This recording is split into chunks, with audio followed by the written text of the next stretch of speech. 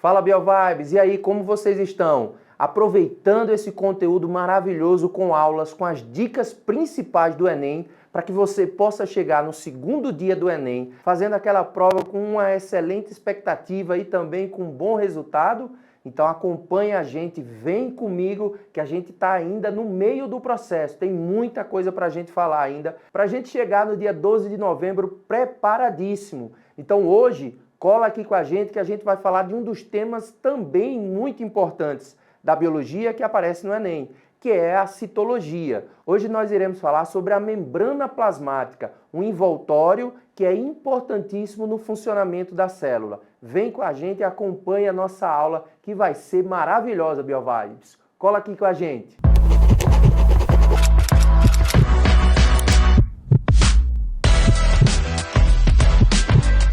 Então, BioVibes, o que a gente precisa saber hoje? Primeiro ponto que você precisa ter na cabeça, que você precisa estar extremamente embasado para que a gente possa iniciar o conhecimento da citologia, é o estudo das células. Quando nós falamos no estudo das células, você está acompanhando aqui comigo nas imagens que nós temos duas células que compõem exemplos das células procarióticas. E você sabe muito bem, acompanhando nossas aulas, que as células procarióticas são aquelas células primitivas, provavelmente as primeiras que surgiram no nosso planeta.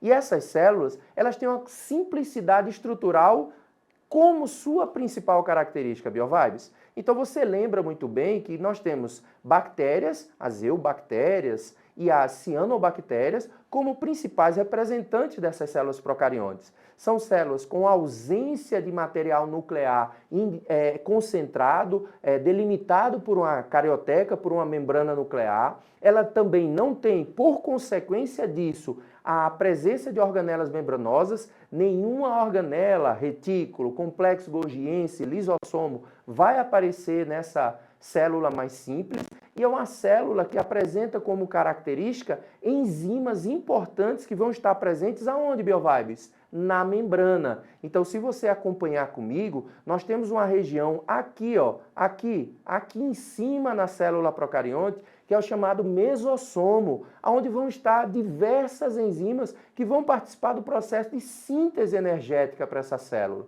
Então, todo o mecanismo que acontece em uma célula mais complexa, aqui também vai acontecer. Porém, é adaptado à característica dessa célula, que é uma célula mais simples, que é uma célula até certo ponto menor. E por essa consequência, ela vai ter envoltórios mais simples, um citoplasma também mais simples e um material nuclear pequeno e disperso nesse citoplasma.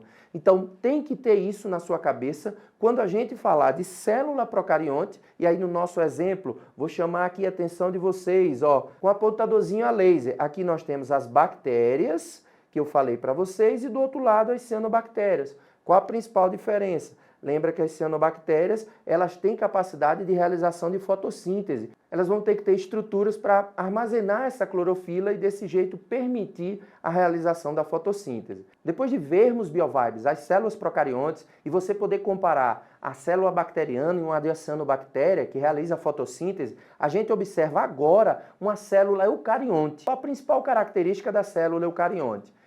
No dia a dia, no boca a boca, vão falar para vocês que é apenas a presença de carioteca. Mas isso é um pensamento muito simples para que a gente pudesse entender todo um processo evolutivo que ocorreu com a célula. Então, é mais do que apenas uma membrana nuclear, é mais do que delimitar o material genético. A membrana nuclear, a carioteca, permite com que todo um conjunto de organelas, de estruturas presentes dentro do citoplasma possam surgir.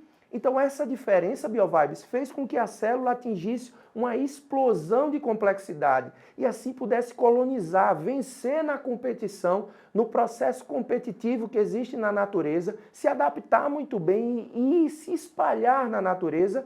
Tanto é que hoje a maioria dos representantes do nosso planeta possuem células eucariontes.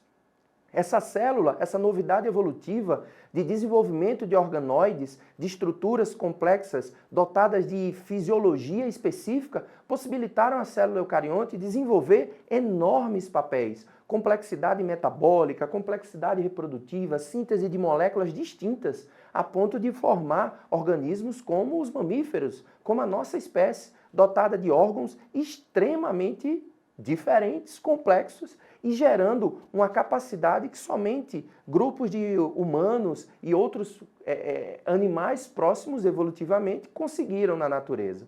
Então a célula eucarionte apresenta como principal característica presença de carioteca. Mas o que isso trouxe de benefício? Uma consequência, um conjunto de organelas que trouxeram complexidade em função para as células. E quando a gente observa a célula vegetal, olha aí, olha que interessante, eu vou mostrar para vocês. Quando nós observamos essa célula eucarionte vegetal, nós observamos um envoltório característico, que é a parede celulósica, conferindo essa característica geométrica dessa célula, essa forma mais retangular. Essa estrutura é responsável basicamente pela proteção, por auxílio do processo de osmorregulação nessa célula. Mas o que é interessante que eu mostrei para vocês, e eu vou apontar com laser agora para vocês, oh meu Deus do céu! O que é interessante que eu falei e que agora eu vou apontar para vocês é a presença dessas organelas derivadas da carioteca. Então você observa retículo endoplasmático, complexo golgiense, você observa mitocôndrias e cloroplastos, entre outras estruturas derivadas de membrana. Isso na célula eucarionte vegetal, que é muito importante. Quando nós observamos agora nessa imagem a célula eucarionte vegetal, nós temos a ausência da parede celulósica. E essa ausência da parede celulósica, apenas a presença da membrana, faz com que essa célula tenha um aspecto mais tridimensional. A gente observa a imagem plana, mas essa célula ela tem várias visões. Ela pode ser observada de cima, de baixo, de um lado para o outro. Então, olha aqui o que eu vou mostrar para vocês. Olha, BioVibes, onde eu estou? Estou dentro da célula, mais uma vez. Mergulhei dentro da biologia para trazer para você o conhecimento dessa estrutura. Olha aqui embaixo, olha aqui embaixo. Nós estamos falando da carioteca e todo um conjunto de organelas derivadas dela. Na célula animal é muito mais visível e confere a essa célula grande capacidade de metabolização de estruturas, de substâncias que vão ser responsáveis pela vida da célula. Então entenderam muito bem a diferença, viram que eu entrei aqui dentro para mostrar para vocês a diferença da célula procarionte para a célula eucarionte. São essas estruturas, é essa complexidade, é essa derivação que ocorre a partir da membrana que torna a célula eucarionte muito mais adaptada às necessidades no meio ambiente dos seres vivos. Não esquece disso. Então, BioVibes, depois da gente falar da diferença entre célula procarionte e célula eucarionte, e você entender que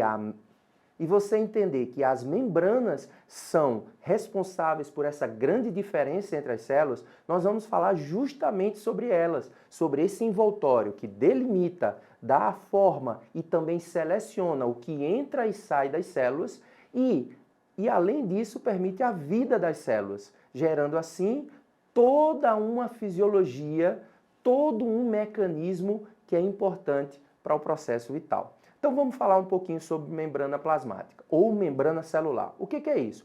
A membrana plasmática ou celular, BioVibes, nada mais é do que um envoltório formado por dois componentes principais, fosfolipídios e proteínas. Esses fosfolipídios e proteínas, eles são responsáveis por justamente delimitar e dizer qual vai ser o tamanho das células. Assim como na sua casa você tem as paredes que delimitam o seu quarto, a cozinha, a sala, aqui na célula nós temos a membrana, que vai ser responsável por delimitar. Assim como na sua casa existem portas e janelas por onde vão entrar o ar, pessoas, objetos, na célula nós temos as proteínas, que são os canais, são as moléculas responsáveis por permitir a passagem dessas substâncias.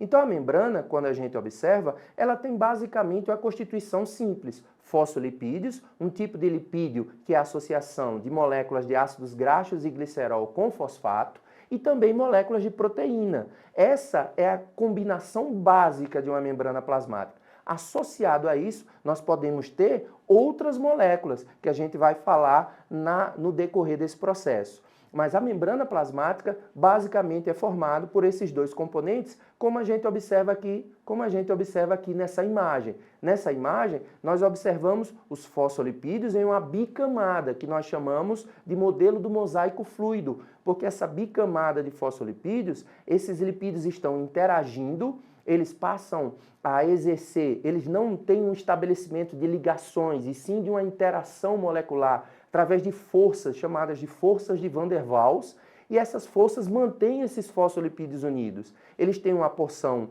polar, que vai ter afinidade com a molécula de água, e tem uma porção apolar, que vai repulsar moléculas de água e moléculas com cargas elétricas. Deste modo, as proteínas passam a exercer um papel importantíssimo, porque são por essas proteínas que as moléculas com cargas e também diversos outros tipos de moléculas vão poder entrar para dentro da célula, vão poder entrar na célula e a partir daí executar o papel que é importante para a célula. Então, mais uma imagem BioVibes que mostra para você o que eu falei. Então, acompanhe o apontamento aí, acompanhe a luzinha laser para você entender esse processo. Acompanha comigo. Nós temos aqui, ó, uma bicamada de fosfolipídios e proteínas que estão dispersas. Essas proteínas, BioVibes, elas têm capacidade de se mover por essa matriz, por essa bicamada fosfolipídica. Por isso que é chamado de modelo do mosaico fluido. Como eu falei para vocês também, nós temos outras moléculas, como carboidratos, glicoproteínas, vão exercer papéis importantíssimos na fisiologia celular. Olha só, BioVibes, essa molécula que está aparecendo aqui para você é justamente um fosfolipídio. O que é essa molécula? Qual a característica dessa molécula? Ela é uma molécula formada pela associação de lipídios com um sal mineral, o fosfato. E através dessa associação ele compõe essa estrutura que tem uma cadeia saturada e uma cadeia insaturada. Essas caudinhas, essas perninhas que nós estamos observando nas moléculas, são as estruturas que nós chamamos de cadeias hidrofóbicas, que são responsáveis pelo processo de repulsão da molécula de água. São áreas da molécula que não têm afinidade com cargas elétricas e elas ficam voltadas para a região central da membrana. Ou seja, eu tenho um fosfolipídio direcionando as caudinhas de cima para baixo e tenho um fosfolipídio direcionando as caudinhas de baixo para cima. Então eles se encontram, possibilitando assim no mosaico fluido o encontro dessas caudinhas hidrofóbicas. Nas cabecinhas desses fosfolipídios, nós temos a porção da molécula que é hidrofílica, que tem afinidade com a molécula de água. O que eu quero dizer com isso? Que a molécula de água, ela consegue interagir com a porção externa e interna da membrana, porém ela não consegue atravessar porque essas caudinhas hidrofóbicas repulsam a molécula de água. Então a molécula de água, dessa forma, ela tem que ter um canal específico. Inclusive, BioVibes, essa descoberta foi responsável por um prêmio Nobel, porque ao perceber que a molécula de água não tinha capacidade de passar facilmente pela membrana, pesquisadores descobriram que existiam proteínas específicas, as chamadas aquaporinas, que são proteínas responsáveis pelo mecanismo de controle, de permissão da passagem de água. Olha que interessante. Após a descoberta do funcionamento dos fosfolipídios, isso gerou aquela curiosidade da gente, dos nossos cientistas, de você que um dia vai estar nessa área, a pesquisar como é que a molécula da água, que é tão importante e tão presente nas células, conseguia passar pela membrana, já que era formada basicamente de fosfolipídios que tem essa capacidade de repulsar a molécula de água. Então a descoberta das aquaporinas, ela permitiu com que esses cientistas ganhassem prêmios Nobel, porque eles visualizaram que essas moléculas, elas tinham a capacidade de quê? Elas tinham a capacidade de permitir que a água entrasse e saísse, ou seja, são proteínas em formato de canal. Aquaporinas são proteínas que permitem a entrada e saída de água de acordo com a necessidade da célula. Ai, professor, então só existe canal para água? Não. Existem proteínas e canais para várias moléculas, como sódio, potássio, cloro, entre outras. Ou seja, através da descoberta da composição, a gente pôde entender como é que moléculas polares conseguiam passar. E a descoberta desses canais veio elucidar totalmente essa nossa grande interrogação. Então, observem que as proteínas elas podem ter função de canal, permitindo assim a passagem de moléculas. Elas podem ter função carreadora, significa dizer que elas se ligam com essa molécula no meio externo e jogam para o meio interno da célula. Ou seja, descobriu-se também outros papéis que essas proteínas podiam exercer, como também papéis de receptoras. Então, moléculas de açúcar só entram dentro da célula graças a proteínas que estão na membrana e que vão ser ativadas pela ligação da insulina. Então, na sua célula muscular, na célula nervosa, existem proteínas que funcionam como receptoras. Ai, professor, o que é isso? Nada mais é do que uma proteína que vai ter um sítio de ligação para uma molécula específica. No caso, eu tenho proteínas que são receptoras para a molécula de insulina, um hormônio que vai ativar a abertura de canais para a glicose. Na realidade, não são nem canais, são proteínas que funcionam como uma porta giratória, aquelas do banco que a gente conhece. São as chamadas proteínas que carregam essas moléculas para dentro da célula. Então, é necessário a ativação das proteínas receptoras pela insulina para que a glicose, mesmo em alta concentração fora da célula, possa entrar. Ela entra como? Após a ativação de proteínas que permitem com que essa glicose possa entrar dentro da célula. Olha que fascinante é o funcionamento da membrana. Olha que fascinante é o funcionamento dessas moléculazinhas que estão presentes na sua membrana, que vão influenciar a biovibes, desde a entrada da glicose, que é um alimento celular, a vários medicamentos que são importantes, por exemplo, para o controle de sintomas de doenças que nós possuímos. Olha como lá na sua célula uma pequena proteínazinha pode ser muito importante no mecanismo. Nós temos também uma função de reconhecimento dessas proteínas. Isso funciona muito bem para as células de defesa. Se você não lembra como é que funciona, assiste um pouquinho a aula anterior que a gente tem falando sobre imunologia e imunidade, assunto que aparece muito no Enem e que tem muito a ver com essas proteínas. Por quê? Porque essas proteínas estão presentes nos seus linfócitos, estão presentes nos seus macrófagos que estão agora circulando no nosso corpo. E ao encontrar, biovibes, uma célula externa, uma célula invasora, um parasita, ela vai reconhecer que essa célula invasora não participa do nosso corpo através dessas proteínas receptoras. Isso mesmo, essas proteínas de reconhecimento, elas vão se ligar a alguns receptores do parasita e vão permitir o reconhecimento de que aquele indivíduo não faz parte do nosso organismo. E aí desencadear aquela resposta agressiva e eficiente para a destruição daquele parasita, impedindo assim que ele se multiplique e colonize o nosso corpo. Olha que fantástico, biovibes! Ficou na cabeça de vocês? Funções das proteínas na membrana, no modelo do mosaico fluido, são diversas e participam no funcionamento da fisiologia celular, que possibilitam, assim, várias funções de diversos tecidos. Tudo isso na nossa membrana pelas proteínas. Biovibes, fantástico! Então, quando nós falamos dessas funções, quando nós entendemos a composição dos fosfolipídios, quando nós entendemos a composição e a participação das proteínas, a gente chega a um conhecimento extremamente importante nesse ponto da fisiologia celular. Ai, professor, eu sempre tive dúvida disso, sempre na escola, quando o professor de biologia falava, eu ficava com dúvida, eu ficava com medo, eu pensava que eu nunca ia entender. Calma, calma, biovibes. A gente está aqui para fazer com que você entenda isso, torne isso de forma mais fácil. Olha como é fácil esse processo. Acompanha comigo, vamos ver aqui esse fluxograma, esses quadradinhos que mostram para vocês de modo bem interessante como é esse funcionamento. Eu vou desaparecer da imagem para que você possa focar somente, tá na hora do print da aula, foque ali nos quadradinhos, no 3, 1, 2, 3. Então olha só, biovibes, quando nós falamos em transportes da membrana, nós temos que entender que esses transportes podem ocorrer de duas formas, com gasto ou sem gasto de energia. além de ser com gasto ou sem gasto de energia, esse transporte ele pode ser por passagem de substâncias ou por englobamento de substâncias. Então, agora nós vamos falar como ocorre esse transporte através da passagem de substâncias pela membrana, ou seja, quando essas substâncias conseguem atravessar esse envoltório que delimita a célula. Nós temos dois tipos de transportes, como eu falei para você. O transporte com gasto de energia, chamado de transporte ativo, e o transporte sem gasto de energia, que é o chamado transporte passivo.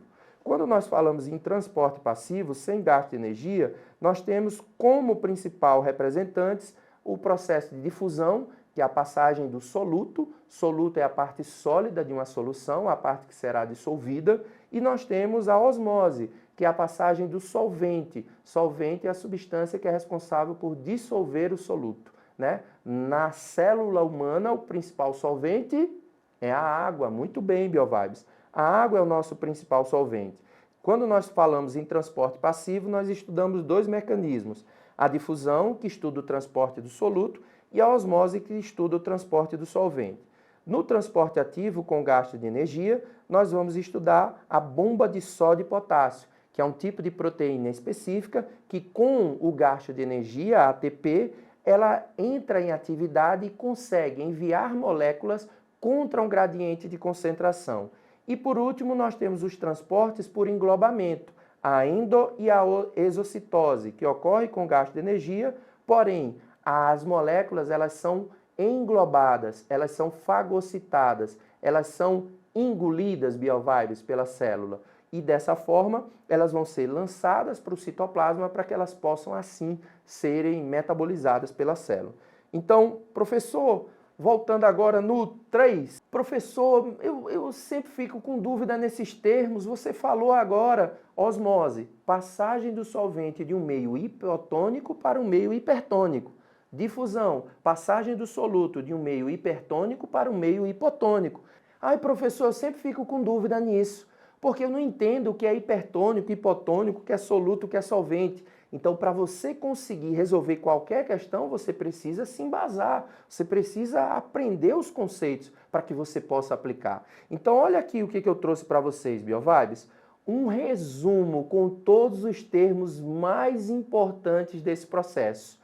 Então, eu voltei aqui, ó, opa, estou dentro de uma célula vegetal para falar para vocês desses conceitos que são importantes. Então, acompanha comigo. Soluto é a parte sólida da solução, aquela substância que vai ser dissolvida, que precisa do solvente para que ela possa ser metabolizada e dessa forma ser utilizada pela célula.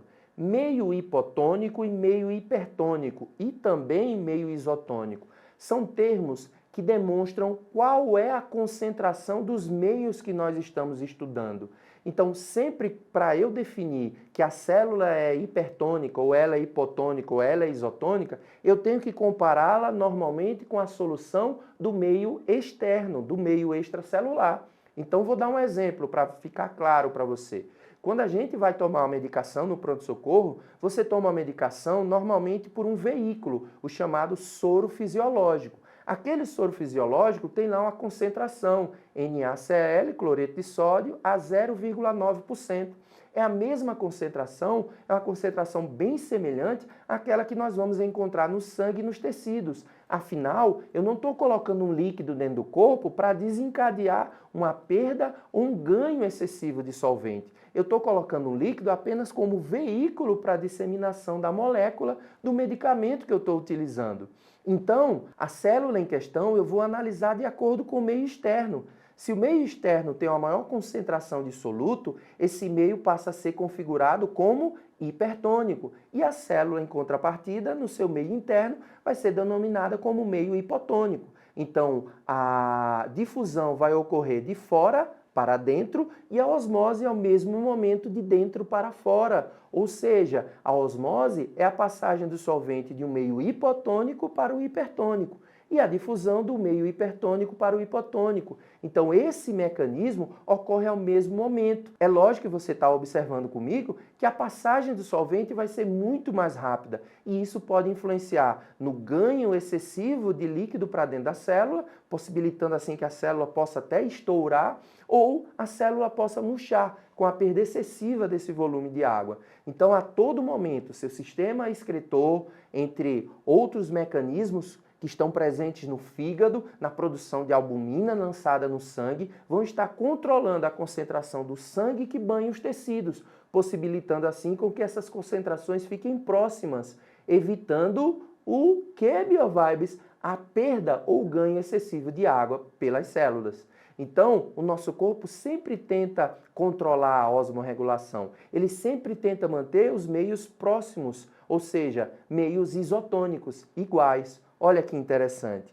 E por último, nós falamos sobre gradiente de concentração. Gradiente significa diferença. É a diferença que nós temos entre um meio e outro. E isso vai gerar justamente o movimento, tanto do soluto quanto do solvente. Aprendeu? É muito fácil, BioVibes. Então, olha só, BioVibes, eu trouxe para você aqui, ó, uma imagenzinha que mostra esse mecanismo da passagem. Os círculozinhos estão representando os solutos e a parte fluida está representando o solvente. Então, o que a gente observa aqui, BioVibes? O que nós observamos aqui, ó? Esse apontadorzinho a laser está me dando hoje um banho. Então, o que nós observamos aqui, BioVibes? Um meio hipotônico. Por que ele é hipotônico?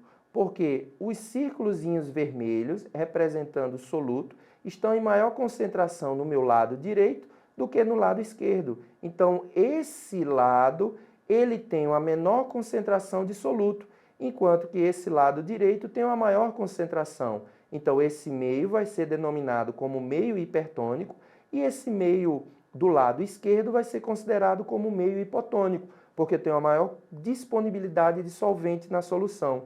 Então, o que nós aprendemos? Nós aprendemos que o solvente vai passar de um meio hipotônico para o meio hipertônico. Então, o solvente vai sair do meu lado esquerdo para o lado direito, enquanto que a difusão nos explica que o soluto passa de um meio mais concentrado, hipertônico, para um meio menos concentrado, hipotônico. Então, nós vamos ver esses solutos passando do lado direito para o lado esquerdo.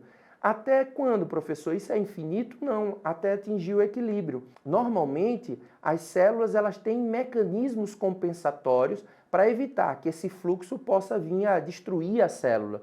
Então, existem formas da célula conseguir fazer com que, mesmo em diferentes volumes, nós possamos chegar ao equilíbrio nas concentrações. Dessa forma, controlando esse transporte entre soluto e solvente. Então, como nós observamos na imagenzinha de baixo, o solvente passou de modo mais intenso, o soluto vai estar passando por consequência e estabelecendo o equilíbrio das soluções. Na outra imagem, nós observamos meio hipertônico em cima, meio hipotônico embaixo. Então, como você já aprendeu, a gente observa que esse solvente vai sair em direção ao meio externo, onde eu estou aqui representando como hipertônico e dessa forma possibilitando assim, buscando o equilíbrio das soluções. Quando nós falamos em difusão simples, nós observamos aqui nessa imagem o meio hipertônico com a maior concentração de solutos e o meio hipotônico,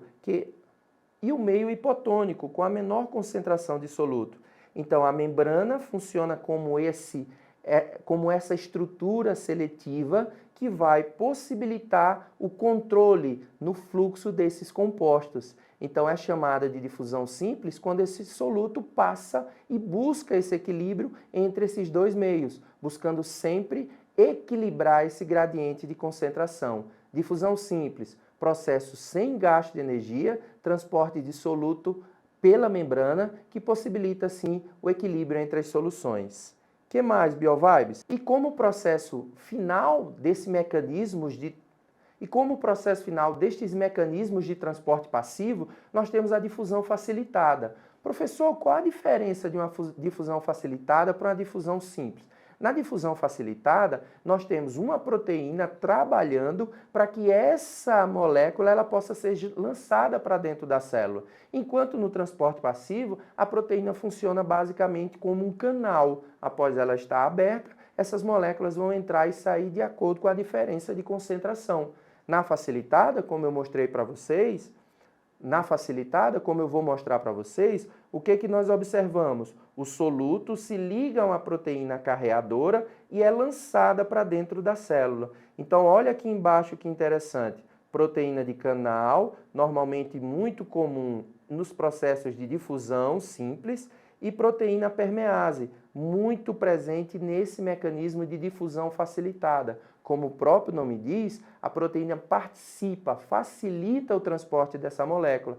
Essa aí é um exemplo de proteína que participa no transporte da glicose que eu falei para vocês. Elas são ativadas a partir do momento que proteínas receptoras são estimuladas pela insulina, promovendo assim com que essas permeases joguem grande quantidade de glicose que vai ser queimada pelas mitocôndrias e a partir daí gerar grande quantidade de ATP para a gente. Para a gente finalizar essa parte de transportes pela membrana, nós chegamos no transporte ativo, que é aquele com gasto de energia.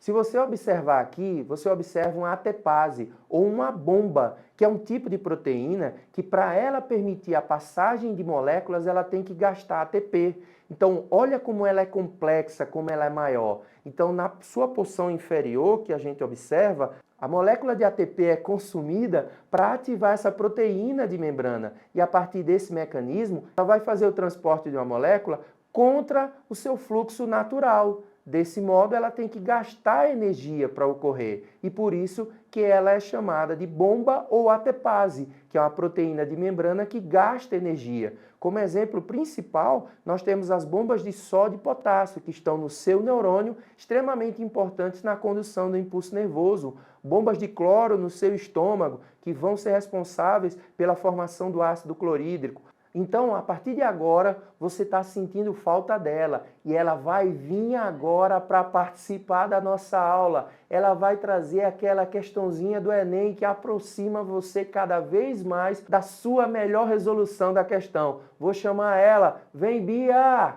Oi, pessoal. Eu vou ler para vocês uma questão do Enem 2022 que fala o seguinte. As células da epiderme da folha T. pálida, uma herbácea popularmente conhecida como Trapoeraba roxa, contém um vacúolo onde se encontra um pigmento que dá a coloração arroxeada desse tecido. Em um experimento, um corte da epiderme de uma folha da Trapoeraba roxa foi imerso em um ambiente hipotônico e, logo em seguida, foi colocado em uma lâmina e observado em microscópio óptico. Durante a observação desse corte, foi possível identificar o A. Acúmulo do solvente com fragmentação da organela. B. Rompimento da membrana celular com liberação de citosol. C. Aumento do vacúolo com diluição do pigmento no seu interior. D. Quebra da parede celular com extravasamento do pigmento. Ou E. Murchamento da célula com expulsão do pigmento do vacúolo. Fala, BioVibes! Olha que questão a cara de tudo que a gente explicou anteriormente. Se você não entendeu bem, dá uma pausazinha aqui e volta o vídeo para ficar muito bem presente na sua cabecinha a explicação do processo. Então, o que a gente está observando? Uma célula vegetal, uma célula eucarionte vegetal que tem a parede celulósica, que a gente falou que é muito importante no processo de osmorregulação, impede o rompimento da célula vegetal, protege essa célula, faz com que ela não tenha grandes problemas de osmorregulação. E além disso, a célula vegetal tem um vacúolo do suco celular, que serve para quê? Esse vacúolo armazena grande volume de água.